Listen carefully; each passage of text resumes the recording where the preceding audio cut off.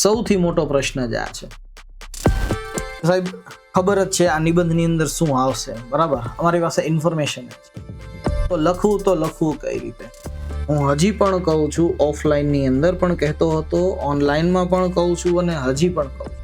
તો please મેક્સિમમમાં maximum તમે લોકો રફ પેજનો યુઝ કરો. જ્યાં સુધી તમે લોકો રફ પેજનો ઉપયોગ નહીં કરો ત્યાં સુધી તમારો નિબંધ સારો નહીં થાય. કેમ? તો કે તમારી લોકો સાથે એવું બનતું હશે. નિબંધ લખવાની તો શરૂઆત કરી દઈએ છીએ. ઇન્ટ્રોડક્શનનો પહેલો પેરેગ્રાફ લખીએ છીએ, ત્યારબાદ બીજો પેરેગ્રાફ સમસ્યાઓ સંબંધિત લખીએ છીએ, અથવા તો વિચાર વિસ્તાર દાર્શનિક હોય તો તેના સંબંધિત લખીએ છીએ. પરંતુ સર જેવો ત્રીજો પેરેગ્રાફ આવે છે ને અને લખવાની શરૂઆત કરીએ છીએ ને ત્યારબાદ ખબર પડે છે કે આપણે નિબંધથી કાંઈક અલગ ડાયરેક્શનમાં જઈ રહ્યા છે. કારણ કે આપણે નિબંધ લખતા પહેલા ક્યારેય વિચાર નથી કર્યો કે મારે નિબંધને કઈ દિશામાં લઈ જવો. જ્યાં સુધી એ નહીં ખબર પડે કે કઈ દિશાની અંદર નિબંધને તમે લોકો લઈ જવા માંગો છો ત્યાં સુધી તમારો નિબંધ પરફેક્ટ નહીં બને,